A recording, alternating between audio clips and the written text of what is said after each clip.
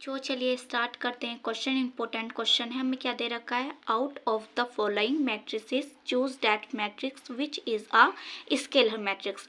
हमें जो ये ऑप्शन दे रखे हैं इसमें से हमें बताना है कि कौन सा स्केलर मैट्रिक्स है। तो उससे पहले हमें स्केलर मैट्रिक्स के बारे में कुछ पता होना चाहिए।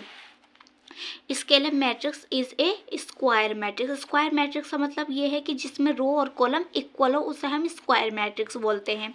A scalar matrix is a diagonal matrix. A scalar matrix क्या होगा, डायगोनल मैट्रिक्स होगा।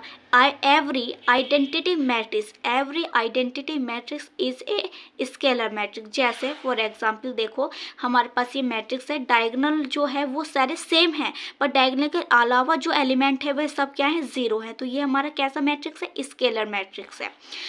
की कॉन्सेप्ट समझो या फिर डेफिनेशन समझो। क्या है, a square matrix M is said to be the scalar matrix if all the non-diagonal entries of matrix M is 0 and all the diagonal entries are same। इसका मतलब ये है कि जो हमारे पास एक मैट्रिक्स है, जो डायगोनल के अलावा जो और एंट्रीज हैं वे तो होनी चाहिए ज़ीरो, और जो डायगोनल में एंट्रीज होनी चाहिए वे होनी चाहिए सारी सेम। उसे हम क्या कहेंगे, स्केलर मैट्रिक्स बोलेंगे। तो यहाँ पे आ जाओ ऑप्शन पे। पहली बात तो यहाँ देखो स्क्वायर मैट्रिक्स, पहली बात तो उसे चेक करना है स्क्वायर मैट्रिक्स।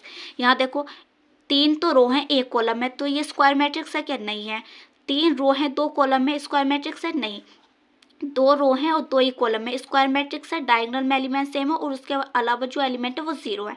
तो ऑप्शन हमारा सी करेक्ट होगा। यहाँ देखो 2 रो हैं और 3 कॉलम है, तो ये ऑप्शन नहीं है, ये ऑप्शन हमारा करेक्ट है, सी ऑप्शन। वीडियो को लाइक करो, शेयर करो, सब्सक्राइब करो चैनल को।